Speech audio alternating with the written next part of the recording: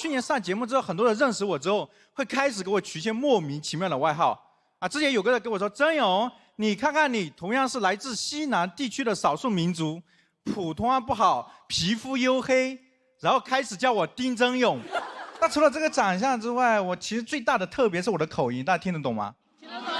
对，我这口音很奇怪，连普通话都说不好。我妈到今天她都甚至不理解我这普通话能靠说脱口秀赚到钱。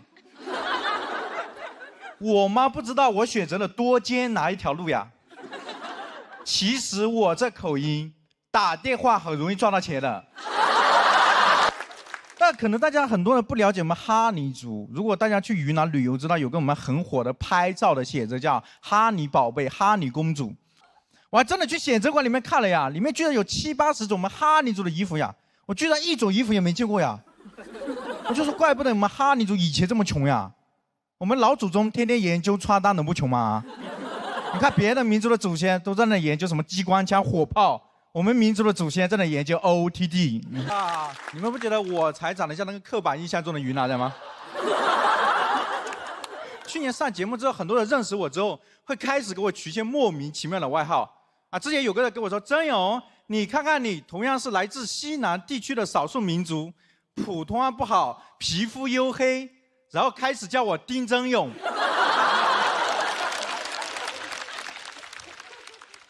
而且很多人知道我是来自一个非常神秘的山区，大家应该听说过叫哀牢山区。知道之后问我们民族为什么会生活在哀牢山区？其实我们民族啊是在很早的时候从青藏高原一路向南迁移到了哀牢山区生活，也就是说从一个条件艰苦的地方到了一个条件更艰苦的地方。但是我小时候很不理解呀，我就问我家里面的爷爷，我说爷爷，当初我们民族从青藏高原一路向南迁移到哀牢山区的时候，中间要路过大理、丽江，为什么不停下来啊？他说那个地方已经有人在了。我说有人在，我们就打他们，我就打他们啊。他说我们就是被打进了哀牢山。但是我现在长大了之后回想了一下啊，我们老祖宗可能是遵从了现在非常流行的幸福者退让原则，我们是直接退到了山里啊。在我小的时候啊，我们这边山区很封闭，很少能吃得到外面的东西。我记得我们小时候唯一能吃到的这个海鲜是玻璃海苔。哎，我仔细一看是波当海苔。但就是因为太封闭了，我们那时候根本就不知道什么是贫穷封闭。我们小时候大家过得幸幸福福、简简单单。直到我们村那里来了个外地人，我们问他你来干嘛的，他说他是来扶贫的，还是个上海人。因为我们那里是上海长宁区来对口帮扶我们。我们那里当时有多落后呢？听说当时上海长宁区扶了我们20几年。把自己扶成了上海市 GDP 倒数。这个说法肯定是不对的，这样说有点夸张。但是他们的确20几年来的时候，他们要面临着很多问题。就比如说那时候我们的卫生条件很差，那个上海人来之后问我说：“哎，小孩，你们这里的厕所在哪里呀？”我说：“男的这座山，女的这座山。”还有个更困难的问题是我们那里的医疗条件很差。所以我们那边基本上生小病是去找那种帮我们做法事的法师看病，所以我们那里没有中医，没有西医，只有法医。所以他说要给我们建这个诊所嘛，建完诊所之后说要帮我们全村的老人跟孩子全身体检一遍，但是我们根本听不懂他们的话术呀。给我全身体检完之后说我没有问题，只是我是那个扁皮族。我说什么扁平足啊？我是哈尼族的嘛。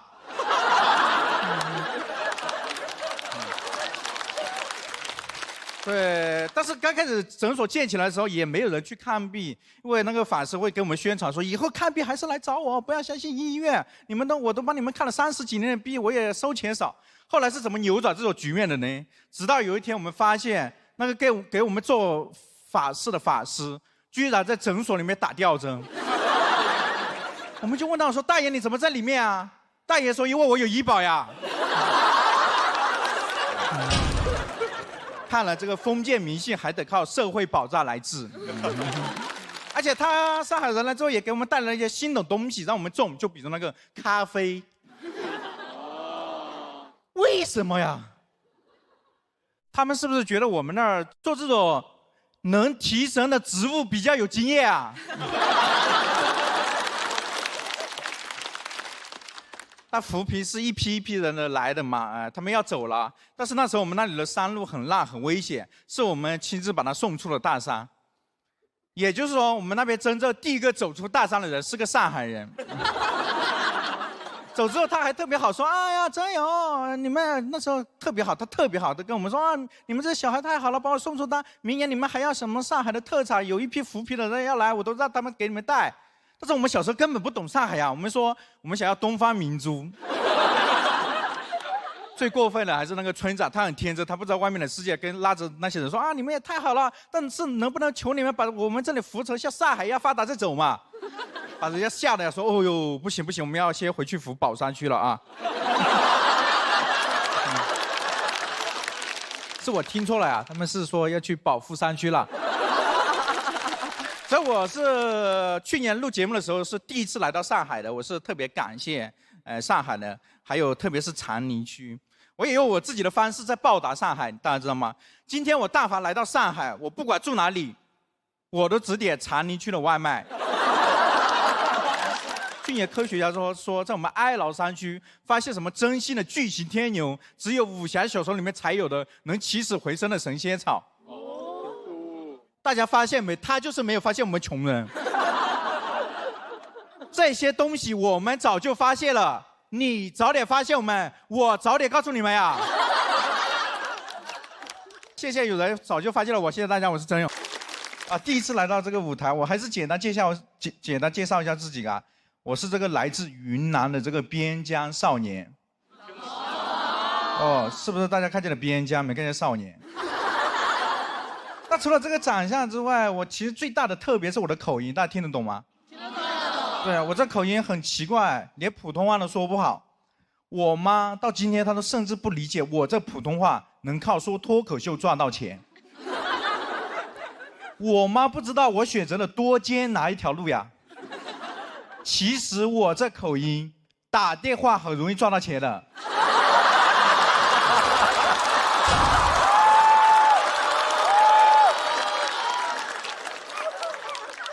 我这口音也给我带来很多困扰。我这口音给我带来最大的困扰是那个读书背文言文的时候，老师说我的口音话比文言文还要难听懂。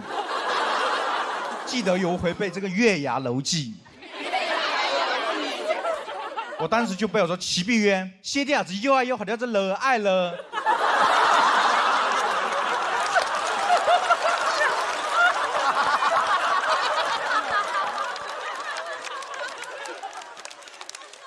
对啊，这老师生气的跟我说：“曾勇，要不你拿你家乡的方言背背吧，这样至少能保证月牙楼在中国。”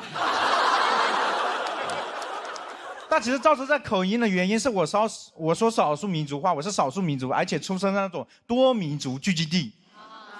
我告诉大家，我是那个出生在云南省红河州金平苗族、瑶族、傣族自治县的哈尼族。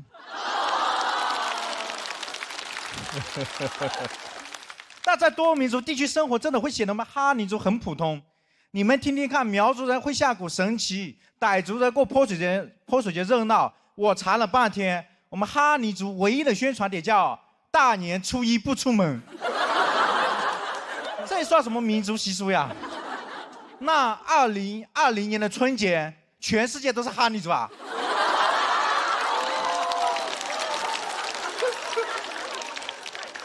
但是很多人对我们这种多民族地区很好奇。之前就有人问我说：“你们那边是不是还有民族住在那个部落里面？”部落，我们那边早就改名了，叫社区。刚改的时候，还有人说要派几个物业来保护我们。我们说好的，我们会保护好这物业。还有人更好奇啊！之前有人跑过来跟我说：“曾勇，你们那么多少数民族，小学的时候一起读书，民族之间不会有文化冲突吗？”我小学的时候连文化都没有。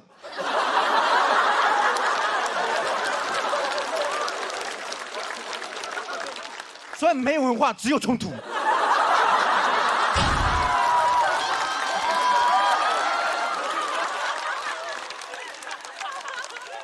比以前我们的冲突根本打不起来啊，因为我们根本听不懂对方在骂什么啊。除了少数民族聚集地之外，这里还是祖国的边疆边境。我告诉大家，我出生的地方有多边疆。就我出生的老家有块地种着香蕉，这边是香蕉，这边是进口香蕉。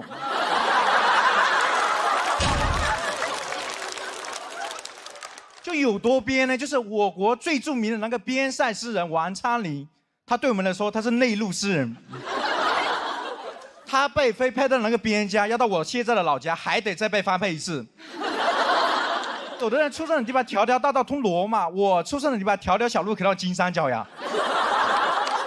但我特别不能理解的一个点，我今天生活在成都，我妈生活在这样的老家，她特别担心我在成都被人卖到缅北。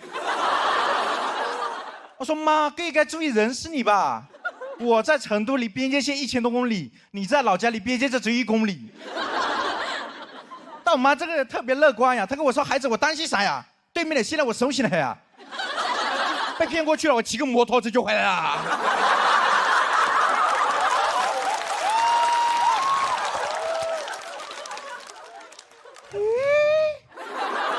难道那些被骗到缅北的人，他们没能逃出来，是因为他们不会骑摩托车啊？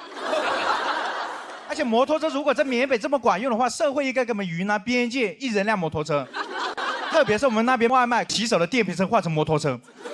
哎，没事的时候送外卖，需要的时候过去接人质。到时候我们派骑手打过去了，对吧？对面的人看见我们打过来了，跟他领导在那汇报说：“领导，对面的打过来了，他们派了个团，什么团？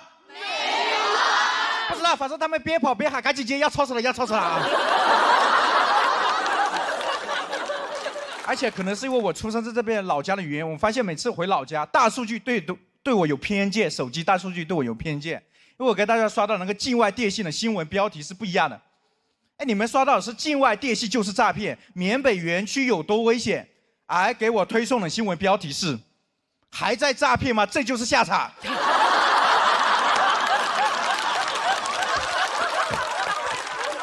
好，今天讲到这，现在我是边家少爷这样。你们发现没？真的很特别是吧？连长相都很特别。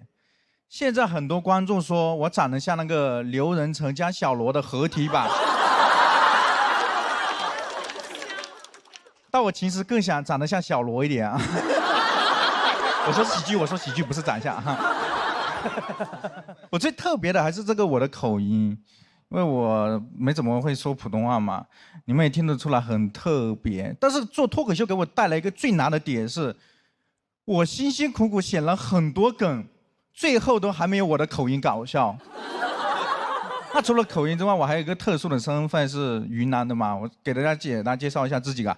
我是那个来自云南省红河哈尼族彝族自治州金平苗族瑶族傣族自治县的哈尼族演员。所以就是我现在什么民族话都会，就是最不会的就普通话。但我现在不理解的是，比赛真的很累，现在都已经比到第3轮了，节目组还没告诉我少数民族啥时候才能加分。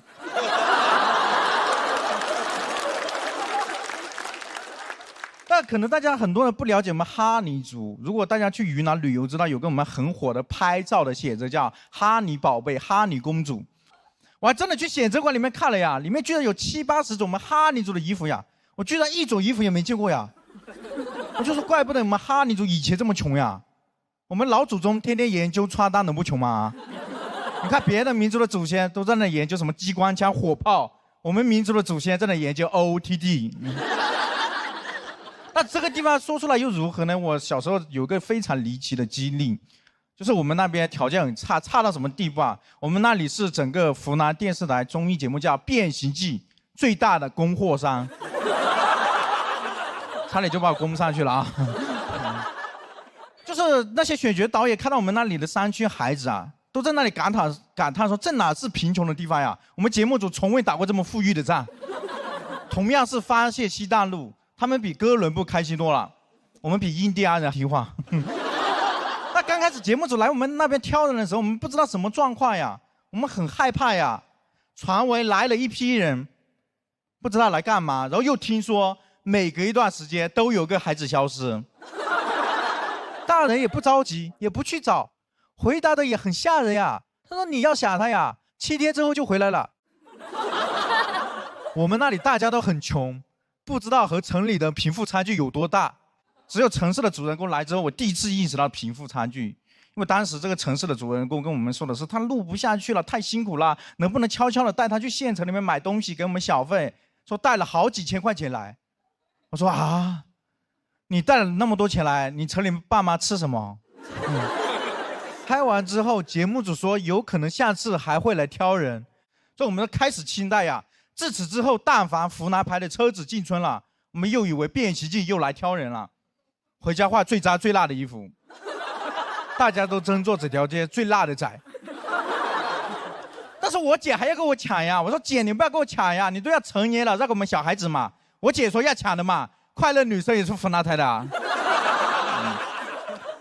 但我们兴致冲冲的冲过去，才发现原来这辆车子在推销槟榔的，说吃东西提神有劲。在我们这边土地说这些有点班门弄斧啊。还好我们穷，什么东西也没让他卖出去，走之前还给他推销了1车的蘑菇。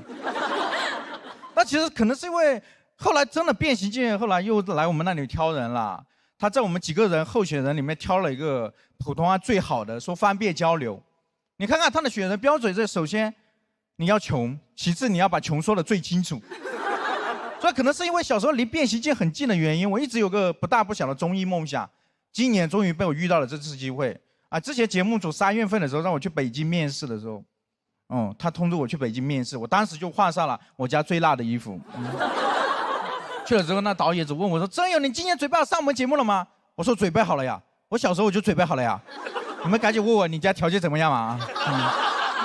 所以面试成功之后很开心啊，我就打电话给我老家的发小说：“兄弟，我有可能要实现我们小时候的梦想了，我去录综艺了。”他说：“是吗？变形记要出成人版了呀。”所以这个节目在我们那里影响很大，影响到什么程度啊？在我们那里小时候流传着一句粤语：“走出大山有36计，第1计上变形记。”啊，现在终于被我找到了第2计啊，上喜剧之王单口记。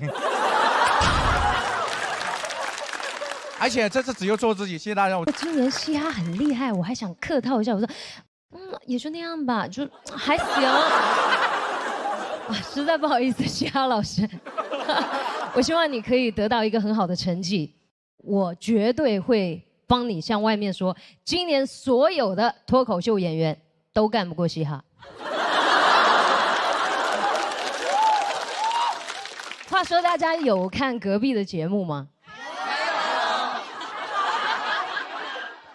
对，新说唱2025。我当上导师了，但其实我第一次做导师席是大概5年前，新说唱彩排的时候，我偷偷坐过亮颖姐的椅子。我告诉我自己，有一天我一定要坐到这个位置。如果做不到，我不会跟任何人说。还好成了导师，家里人也非常的高兴。今年母亲节，我给我妈妈买了一个水晶的吊坠，本来想买项链的，但作为导师，不能因为我们2个很熟就把项链给她。现在大家都叫我说唱武则天。其实是我之前为了押韵写的一个歌词 ，My flow 游离在你骨骼间，我是中文说唱武则天。没想到说话这么灵，还好当时没有乱押韵，随便押韵会产生 problem。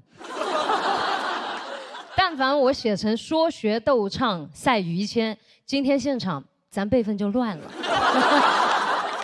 见到岳云鹏老师，我说来了哥，他说是的，大爷。冒犯了岳老师？没有没有。毕竟咱们今天的主题，这场的主题是说出来又如何？其实我只是在台上比较有攻击性，我台下呢为人和善，很讲礼貌，老娘素质超高。我不是那种会当面呛人的 rapper， 我嘴比较笨，别人如果惹我的话，我一般当下都不反驳，然后回去写一篇小作文。我做人就是这个样子，能动手绝对不会动口，因为不写出来的话我会憋死。我可以跟这个人有过节，但我不可以乳腺结节。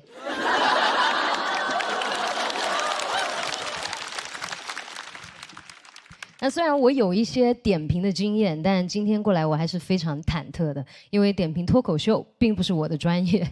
但导演说没关系，其他几个也不专业，专业的都在舞台上比赛。总有人说我们说唱比赛 battle 起来是非常狠的，火药味很重。那我看你们脱口秀才狠吧？你们选手 PK 起来也有点真的没人性，年轻的也打，上学的也打，老的也打，残疾的也打。听到你们有复活，我都害怕打这么狠啊！今年当导师，我很想好好的帮选手，因为我知道这条路有多难走。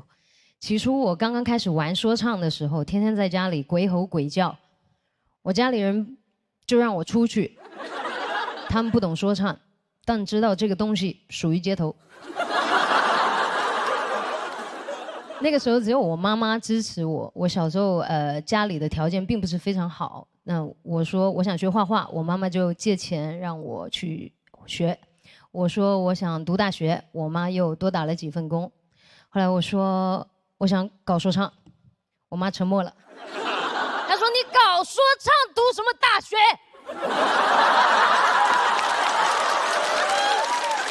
开玩笑啊，一句玩笑话。其实现在的 rapper 学历都挺高的，但我妈妈当时不理解，她说还能再供我2年。就是那一年，我写出了《这是一个有着香气的晚上》。对，就是这首歌。火了之后，我看我妈天天在家里唱这首歌，我非常开心，因为那些年全靠我妈妈的托举，我才能一步一步的走到今天。我愿意给她所有，除了项链。但我觉得无论是说唱还是脱口秀，最重要的是还是自我的表达，表达出你想说的话，说出来。如果像我这种不是很会说的，那就说唱出来。那么这里希望大家能向上，绝不向下，能做大就想个办法。With my squad， 长城称霸就是叫你怕炮狂烂炸 ，Yeah baby。谢谢大家，我是万。过去这一年呢，我一直都在忙一个项目，备孕。我知道你们现在心情很复杂，人类的本能让你们想说耶，网络的情绪让你们想说咦，所以现在你们的心情起伏啊，就可以用一句歌词来形容，就是耶咦耶咦耶耶哦，你们最终的情绪就是啊哦还好，我周围一些朋友啊，一听说我要生孩子，就跟我要去犯罪了一样。他说：“欧莫，不要冲动啊，你迈出这一步 ，almost 没有回头路啊，这辈子就完了，值得吗？为了那么一个不认识的人，我知道啊，这都是关心，但关心的有点太早了。怀孕哪那么容易啊？我备孕很久了，一直都没啥动静。”后来就跟我的生育搭子托马斯去看医生啊，医生一听，这个操作频率如此之低，就跟我们说你们这个不叫备孕，叫随缘，肚子没动静很正常，因为人也没什么动静。哦呦，这句话真的是触碰了我的逆鳞了，我就开始发力了。不错过任何的风口，大练钢铁直男。我全国巡演，一到排卵期就会宣托马斯前来侍寝。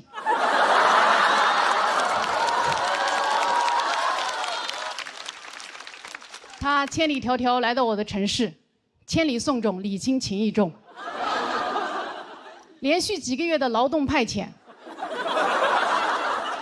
高铁、飞机票也花了不少钱了，这也算是重金求子了。但每次都是仰天大笑出门去，千金散尽还不来。于是呢，我又回医院做了仔细的检查，哎，这回好了，哎，不孕不育治好了我的生育焦虑。我输卵管堵塞，有多堵呢？这么跟你们说吧，我的2侧输卵管呀，堵得就像中国这2个脱口秀上升通道一样。你想出人头地，但是左右为难，最后只能。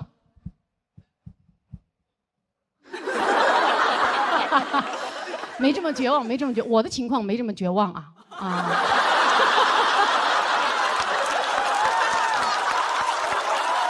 哎，这以前算不孕不育，现在还有的救啊！现在是可以做试管婴儿的。很多人可能对试管婴儿没什么概念，对吧？我跟大家解释一下：首先合法，其次我生，你们别怕啊。试管培养的孩子啊，学名叫管培生。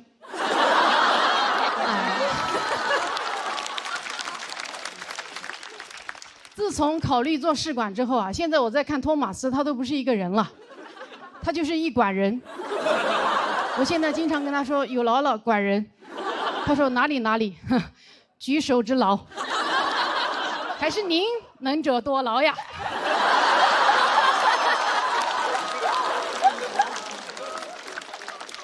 哎，懂的都懂。比起生育能力啊，我现在更担忧我的养育能力。我真的很担心我当不好妈。我的担心呢，源自于我今年收养了一条小狗。养狗之前，我觉得我读了那么多书啊，什么鼓励式教育、无条件养育，那不是张口就来。但是我养了小狗1周之后啊，我对着这个小狗胡言乱语。我说你为什么要尿到我的床底下？你这个小狗是猪脑子吗？我不奢求你像别人家的小狗会取快递，会拉雪橇，会缉毒的，还有编制。我只要你定点尿尿，你都做不到。我养你，我还不如养条别的狗。我对你多好呀！我给你煮好肉，我自己拼谋饭。啊，我花钱给你洗澡，我的澡都是自己洗的。啊，你的良心是被自己吃了吗？托马斯打断了我说：“哎呀，他也不是故意乱尿的。”我说：“你闭嘴，你也尿不对。”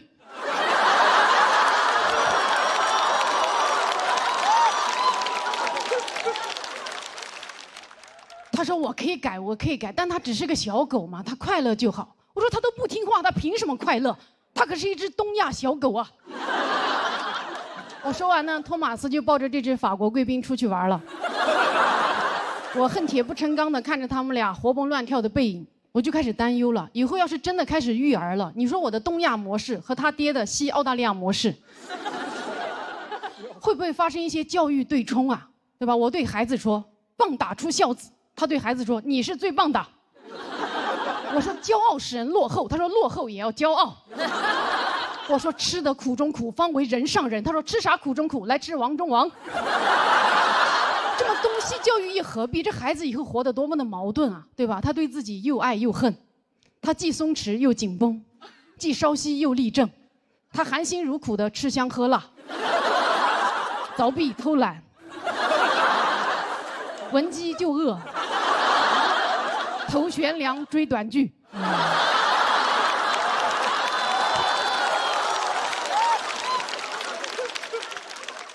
我担心自己养不好孩子，但总有人跟我说：“哎呦，你生了自然就会养了，怎么可能自然就会了？”哎，你想说脱口秀不会写段子，我可不敢跟你说没有关系，你上台了，梗自然就冒出来了。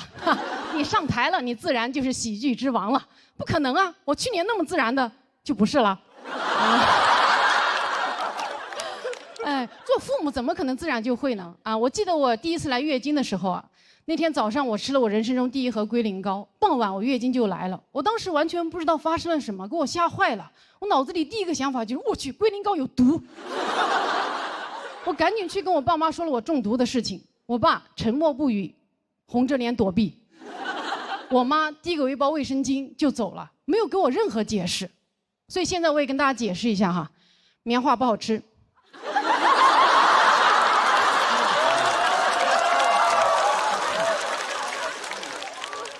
拉嗓子，建议外敷不要内服啊。我母职焦虑还有一个重要原因，是因为我们这一代是中国第一代开始吐槽原生家庭的人啊，鄙人也是其中的中流砥柱。所以我养孩子就会有那种我一定要养得比我的父母更好的胜负欲。我要让我的父母看到我的教育成果之后，对我俯首称臣，说：“哎呦，甘拜下风啊！还是您会培养孩子呀！您看看我养出来的是个什么东西呀！”哎，我一生要强，真的好怕当妈塌房。所以我就想，为什么做父母没有资格考试啊？啊，就像律师执业资格证一样，咱也去考考母职资格证、父职资格证，爸爸考公，妈妈考母。更适合东亚宝宝的应试生育，对吧？有证书不一定能给孩子托举，但是能给我托底。这样以后我的孩子在诋毁原生家庭，我就不需要像现在的父母一样对着孩子痛哭流涕说：“啊，爸爸妈妈也是第一次做爸爸妈妈呀，哭得哟，那个行得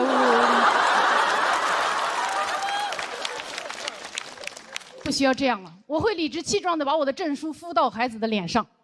情绪稳定的跟他说：“宝贝，抱怨原生家庭是很正常的，怪别人是人类的本能。但爸爸妈妈这边呢，也是国家认证的职业爸爸妈妈哟。咱们这个原生家庭是符合国标的。如果你还是不满意的话，建议你把自己重新养一遍啊！我当你是家人才告诉你哦。聪明宝宝都爱喝的飞鹤奶粉，用12亿公益生育补贴，补贴奶粉钱给孩子爱的贴贴，爱嗨。”哎嗨哎嗨哟！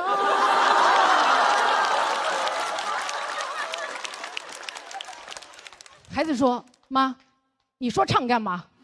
我说：“啊，为了平衡事业和家庭。”好，谢谢大家。好，大家好，我是唐湘玉，又来录节目了，非常开心。更开心的是，我前段时间去演出，有人在我演完之后表白了。不是跟我啊，你怎么还松了一口气啊？就是我上场前有个男观众来问能不能加一下这个环节，他有个喜欢的人，我说我都行，但你得想好，我的内容可能不利于表白。我有点冒犯，就多少会吐槽一下男生嘛。他说没事儿，他不一样。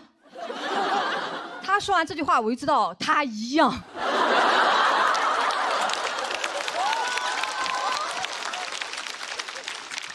那天我刚讲完，他就窜上来了，让全场给到掌声和尖叫。那个架势都不是 carry 全场，是 marry 全场。把女孩也叫上来了，但人家还没说愿不愿意呢，就有人起哄亲一个，亲一个。当时场面就僵住了。我讲了1个多小时，还不如这一句冒犯呢。我看女孩特别尴尬，我又看男孩下不来台，他就不下台。情急之下，我说：“那要不你亲我一个？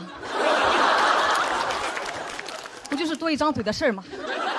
就当我大义灭亲了。不行就亲那个起哄的，他肯定愿意呀。我看他快惨死了。”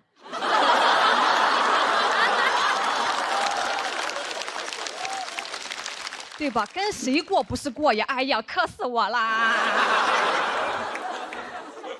我已经5年没有亲过嘴了，说出来又如何？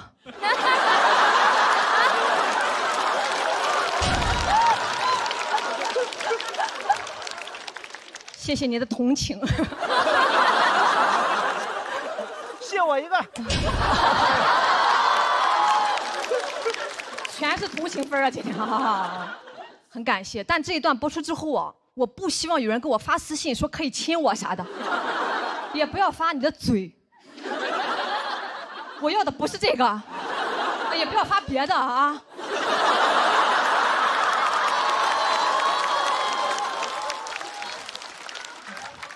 说不清了，说不清了，就是不用同情我，我也谈过恋爱的，有喜欢的我也会追。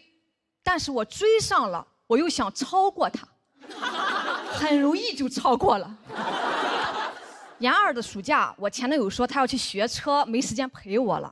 我说那我也一块去学呗。他说你不行，你没有方向感，你不用学，以后老公拉着你。啊，谁还会用拉这个词？好 low 呀！你学的是拖拉机吗？以后是啥时候？你科目2挂2次了。以后在这个驾校里拉着我吗？你许我朝朝暮暮，我陪你陡坡起步。到科目3更不得了了，晚上打电话就是给我讲发动机、仪表盘。那段时间，我舍友都以为我谈了个飞行员。我本来我就严重的晕车，听不了这些，听都很想吐，可把我前男友担心坏了，担心我以后吐他车上，说以后坐他的车我得空腹，我就知道跟着他得饿肚子啊。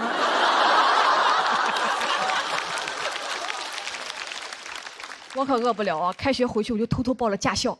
哎，我惊喜的发现啊，开车是不晕的，那刹车油门你自己掌握你就不晕了。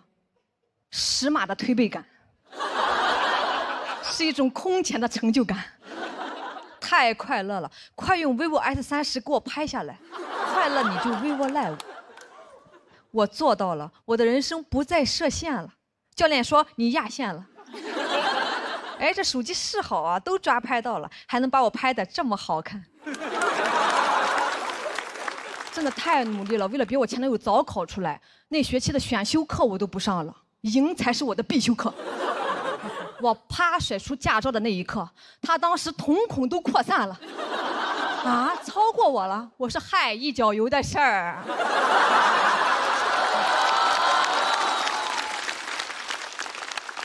好的爱情会让人变成更好的自己。别人谈恋爱是宝宝，我要跟你幸福，我是宝宝，你服还是不服？其实他对我呢，咱们说也算是真不错啊。平常出去约会啊，他都说你啥都不用管，老公安排。安排就是骑电瓶车拉着我去吃个鸡公煲。为啥骑电瓶车呢？因为他科目3也挂了。我说那要不我来骑吧，前面有挡风还能暖和一点。他说你不行，你没有方向感。啊，我都有驾照了，我没有方向感。是，我是没有方向感，你这个车都没有方向盘啊。那啥时候会让我骑呢？就是他出去喝酒，跟兄弟们就喝大了的时候，我去代驾。去2次就不太想去了，每次都喝到后半夜聊一宿，一个梗都没有。我就会忍不住接梗，这就形成了最初的开放麦模型。我一接就炸，哐哐炸场，一顿饭下来我专场都有了。好的爱情会让人变成更好的自己啊！但回来路上，前男友很不高兴了，连我的腰都不搂了，倔强的撑着车架子。他说：“你乖乖的坐着听不行吗？那是你的场合吗？拍你好几下了，让你少说话。”我说：“你早说呀！我寻思我讲得好，你给我拍灯呢。”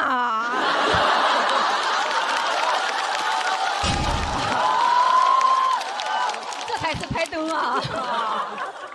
很快我就提分手了，他很难过，说从外形啊各种表现来看，满分10分，他朋友们给我打了5分，但他依然很爱我。我说你要真的很爱我，你就不会跟我说这个，因为我朋友们给你打了不及格，我都没好意思跟你说。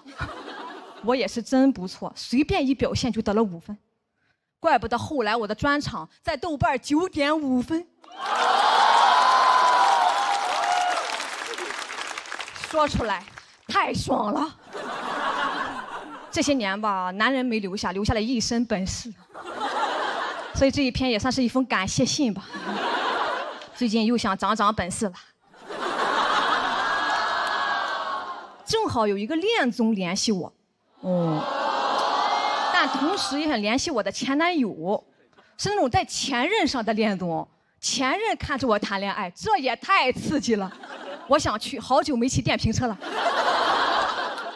所以这一篇也算是一封邀请函吧。你在看吗？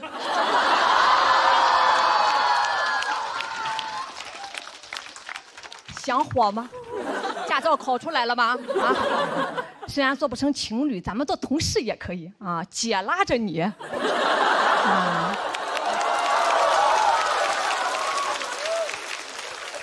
到时候你也是啥也不用管，你就乖乖的，你少说话就行了。好，谢谢大家。有没有觉得最近2年这个世界变化的太快了？一会儿打仗，一会儿贸易战。我这个眼镜是进口的，有点磨损了，想买一副新的，碰上了加关税，没舍得买。这个世界我现在越来越看不清了，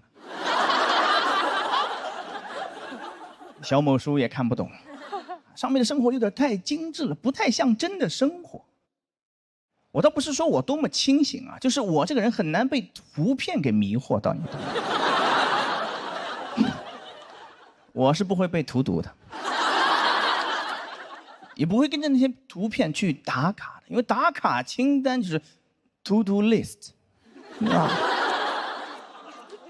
刷起来也费劲，得配合着读屏软件，碰到字儿他就给你念出来，碰到图片他会给你大概的描述一下有什么，戳穿了一切。刷到过那种文案吗？梧桐区这个展览邂逅夏日呼吸感。读出来是一个人在一幅画前摆姿势拍照。读到本质了，小某书的本质就是摆姿势拍照，啊，非常无情啊，没有 IP， 没有品牌故事。Hello Kitty 叫蝴蝶结猫，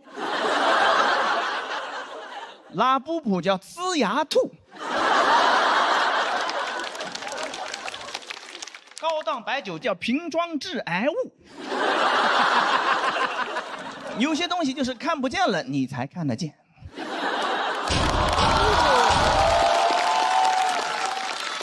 瞎子就不会盲目跟风的，我告诉你们。为什么对这个东西这么警惕呢？因为这些还算是那种包装起来的洗脑，我每天面对的是那种直接的洗脑，就感觉 U 盘直接插我脑子里了，一进电梯就来了。找工作跟老板谈，跟老板谈，跟老板谈。牙线是谁的妈妈？谁的妈妈？谁的妈妈？摔跤，摔跤，老摔跤，孩子走路老不稳，太难，那稳稳鞋。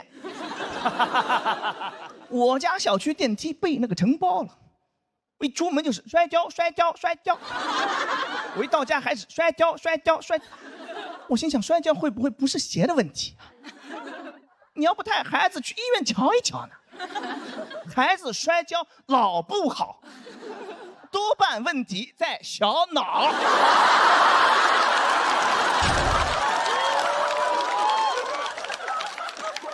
带点旋律的更加致命。我就路过一个奶茶店，我爱你呀，你爱我。回家跟着他哼了整整1个星期。我在那洗碗呢，洗着好好的，突然就来了，我爱你呀，你爱。等你意识到你在唱歌的时候，你觉得自己就是个弱智。你洗个碗，你乐啥呢？你乐是吧？你爱吗？你爱洗碗吗？你不就是没洗碗机吗？你不就是？就那么几首儿歌，写点词儿就往里套，一点创意都没有，但真的听得进去。这么高效的洗脑方式，我觉得就不应该用在这儿了，应该用在那种反复强调但是没有一点效果的地方。地铁站台上你就应该单曲循环，先下后上，先下后上，别插队，别插队。打思想钢印只需要2只老虎。哎，孩子不搞对象不结婚，过年回家你也别唠叨他，你唱你的歌就完了。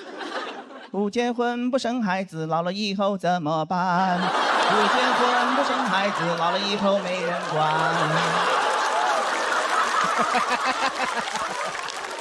孩子年初2就回上海了，过年外卖都点不着，只能自己做饭，吃完收拾在那洗碗。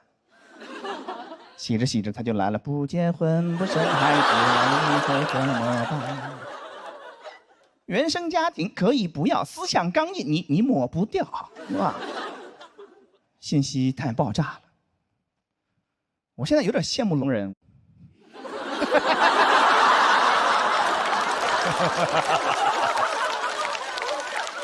不用听废话，是吧？我有个观察分享给你们。怎么了？盲人不能观察啊？暗中观察不是观察啊。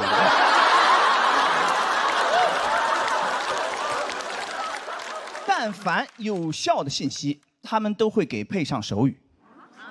留意过飞机上那个安全演示片吗？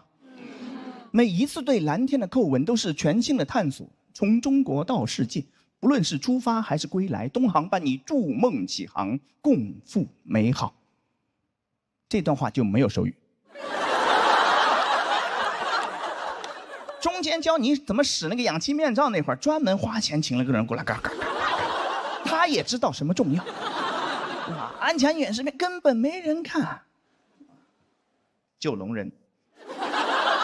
一看见出来比划了，哎呦，保命的知识来了。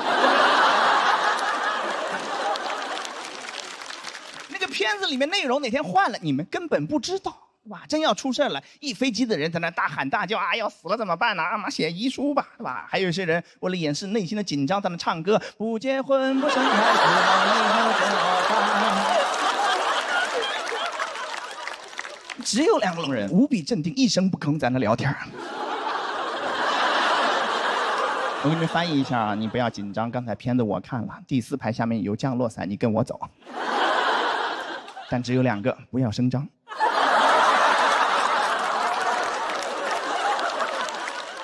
一飞机的人就我最难受，聋人只听干货，普通人玩手机，我就坐那硬听。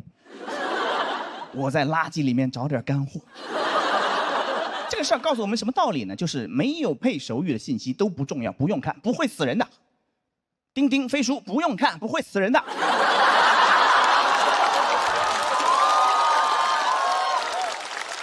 刚才这句就是干货。播的时候后期会给配手语的，你们看吧。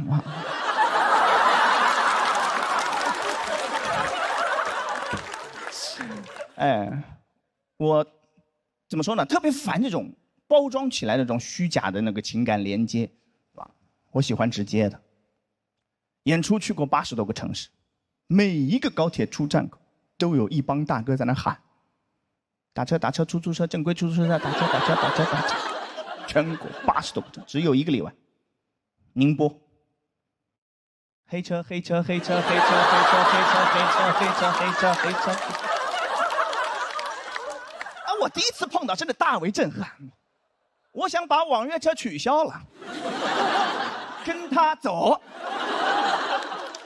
我想看看能有多黑呢？眼前的黑是不是没有他的车黑呢？浙江人真的掌握了做生意的核心奥秘，真诚。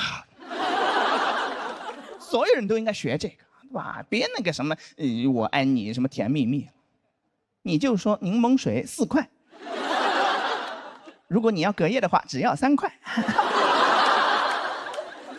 哎，为什么越来越看不清这个世界呢？因为障眼法也越来越多。个体户不叫个体户，叫主理人。人来疯不叫人来疯，叫 ESGP。啊，也有叫邓超的了，是吧？还有那些喜剧综艺，嘴上说着给你拓展喜剧的边界，边界没拓出去多少，腾出来那点地儿全给塞了广告了。喜剧的内核不是悲剧，它就是广告。啊，被资本做局了，朋友们。你以为大家上来表达什么的，就混口饭吃啊？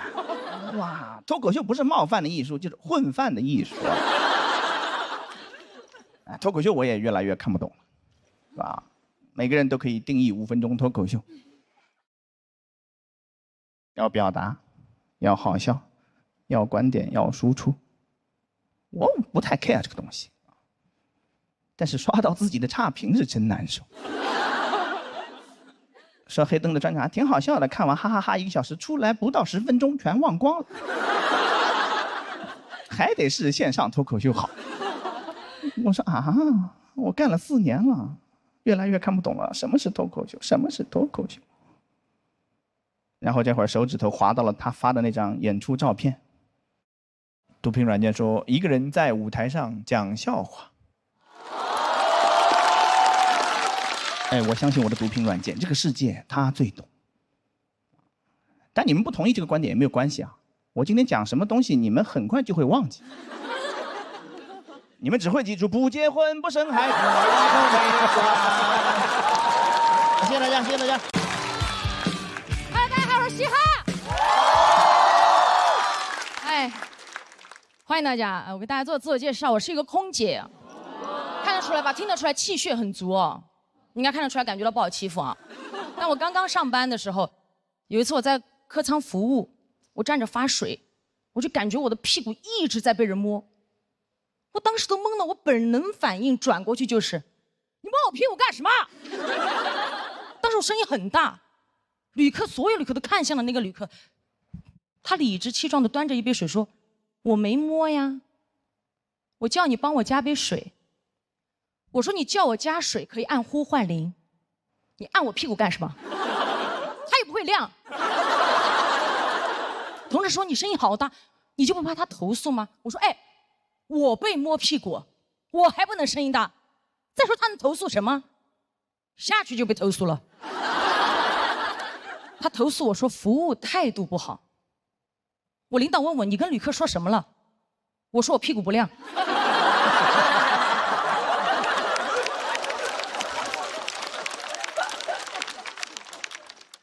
导说你怎么能这么跟旅客说？我说就是不亮啊，你的会亮吗？给我看一下。经常遇到这类的事情。还有一次我的一个小同事，一个小妹妹在客舱工作的时候被一个旅客要电话，旅客说你不给我话我就投诉你，我想办法能要到你的电话，非常害怕，走到后厨房问我姐怎么办。我说我跟你一起去，我走到那个面前，我说你是不是要他电话？你连我都一起要了。旅客说我不要了。我说你为什么不要？他说我就是不想要了。我说嗨，电话只想要一个了，刚刚发饭的时候餐都要2盒。哦，但这句话我没说啊，我怕被投诉嘛。后来下去还是被投诉了，他投诉我。非要给他电话。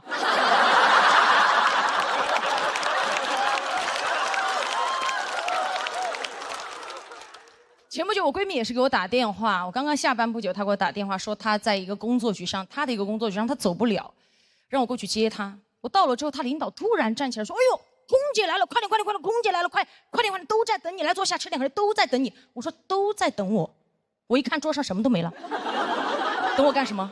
等我来收餐。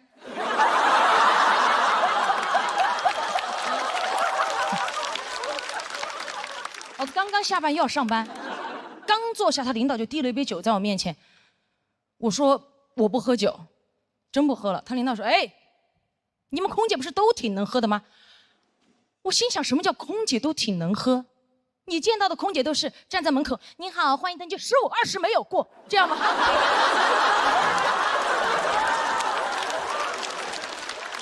没有吧？所以当天我还是压制着情绪，礼貌的跟他讲，我说真不喝了，领导，明天还要上班。我实在是不想跟他多说话，当时脸色也不太好看。只见我朋友的领导脸色一沉，拍了拍我朋友的大腿，说：“你朋友生气了？”我看到噌的一下站起来，你摸他腿干什么？当时我仿佛听到有人说了一句：“他声音好大。”但我就这么一吼，当时在场所有人目光锁定领导，领导一看就是老手，他举起他右边的老手说：“我没摸呀，隔着裙子不叫摸。”我低估了他这张老嘴，我气到浑身发热，汗流浃背。当时左边胸上的硅胶胸贴气到贴不住，咣的一下就掉出来了。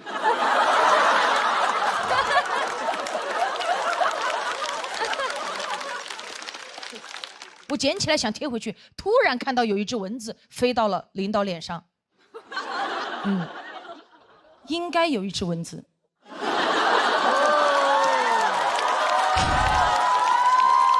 就是有只蚊子。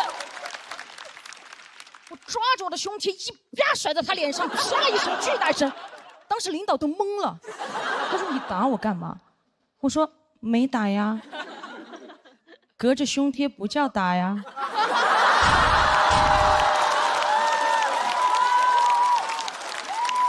我想跟他讲，这是一个女人宽广的胸怀拍在你不要的脸上。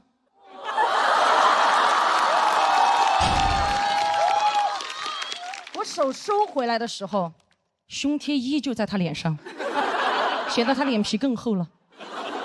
他当时什么话也没说，只是默默地摘脸上的胸贴，一边摘一边看着我闺蜜说：“你朋友挺有种的。”你看，她连这句话都不敢对着我说，因为她知道我真有。而且她但凡有点常识哦，她就知道这不是我全部的实力，因为我还有一个胸贴。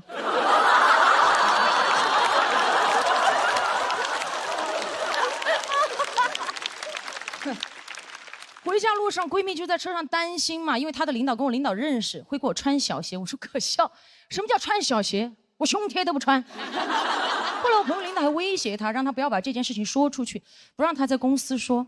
好，我上电视上说。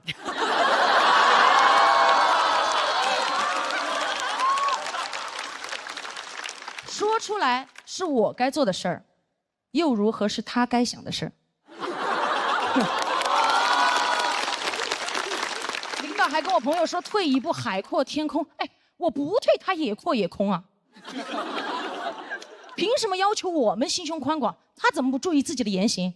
哎，我们坦坦荡荡的胸怀都需要遮遮掩掩，他猥琐的大脑凭什么堂而皇之的带出来？我觉得不公平，我建议他出门带脑罩。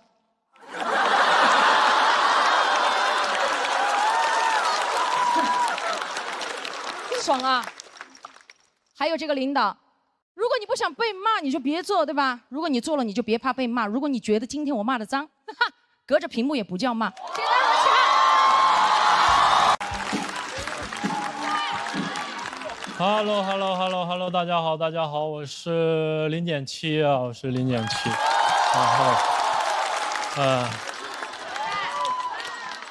然后，谢谢，我也做个自我介绍，我是一个3本艺术生，我大学学的专业是导演啊，学电影。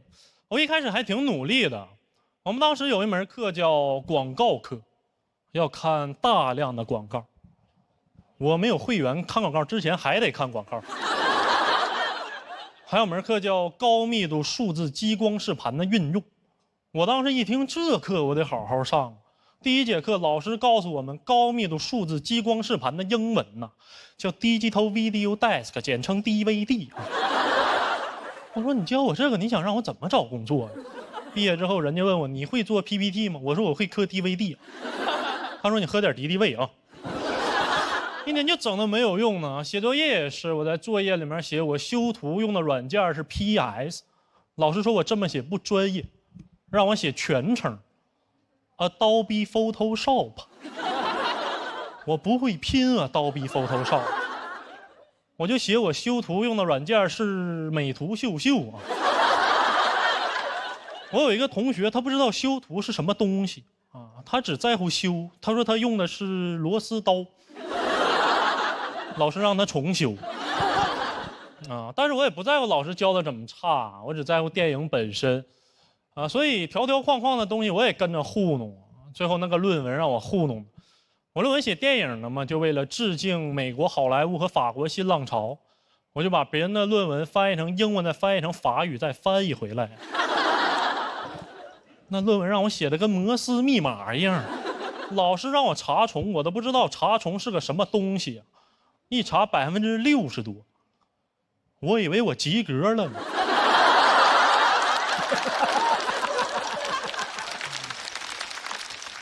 后来才知道这个东西是越低越好，改了2行变70%了。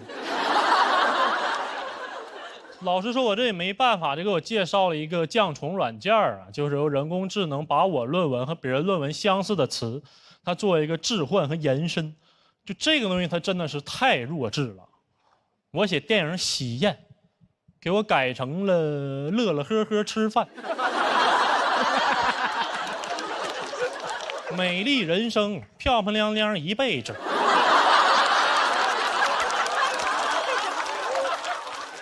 沉默的羔羊，小羊崽子不吱声，你说这。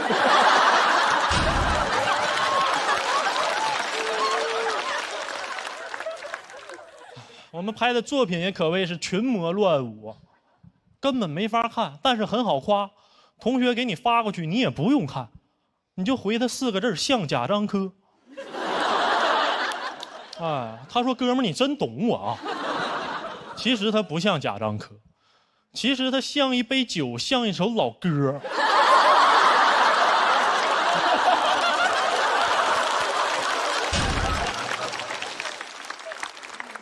一个班12个家长科，科班出身。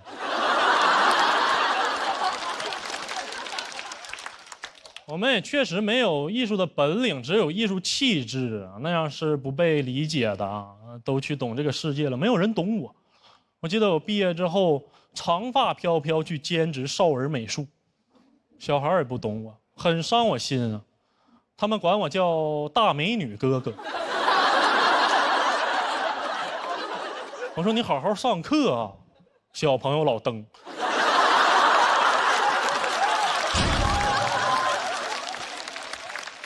很残酷啊，找不到与艺术有关的工作，很残酷。比如说我大学有一个同学，他每天就在看苏联电影，非常喜欢看苏联电影。他是真正的爱好做到了职业，他现在在景区卖俄罗斯套娃。我也是啊，毕业之后第一份工作是保安啊。保安家族。当时还沉浸在这个艺术的自我陶醉里啊。队长让我调一些监控，我调一调我就看进去了。现实主义长镜头，太文艺了，谁拍的？30天的一镜到底。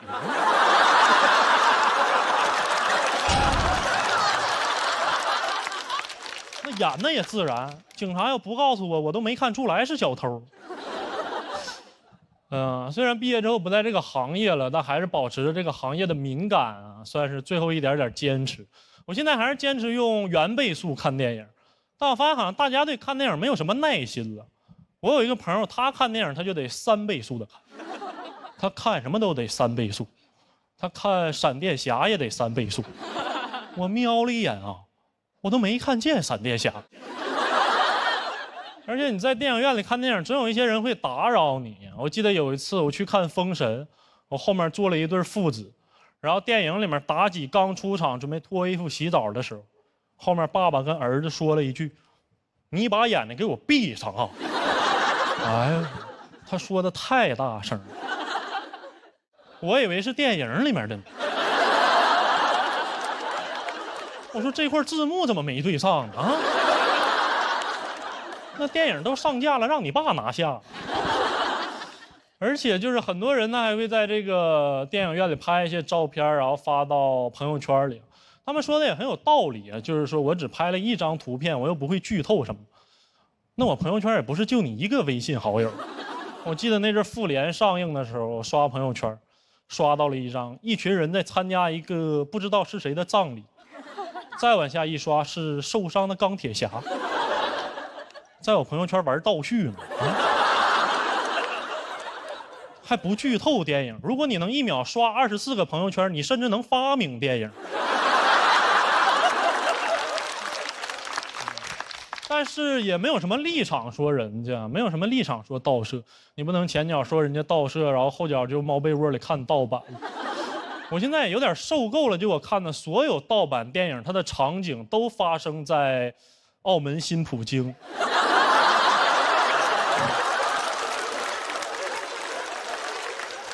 这个东西真神啊！只要你是视频，就有澳门新葡京。他不管你什么综艺、电影高雅低俗，他都有。如果你在这个盗版网站上看过《孤注一掷》啊，非常讽刺啊！你播放它是反诈，暂停它就是诈骗了。你播放是荷官发牌，暂停荷官还在发牌。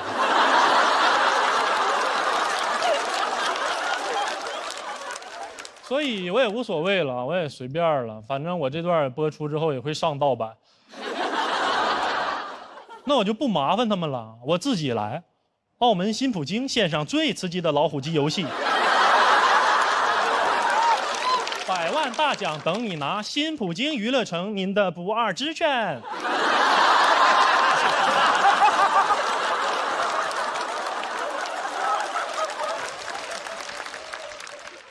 这是我上节目之后念的第1条广告。到时候播出肯定会有电视观众一晃神儿，哎，我到底是不是爱奇艺会员来着？其实节目组不让我讲澳门新普京，说这个东西有点太上不了台面。我说我可以隐晦一点讲，我可以简短点，我可以说普京。他说你快说澳门新普京吧。好家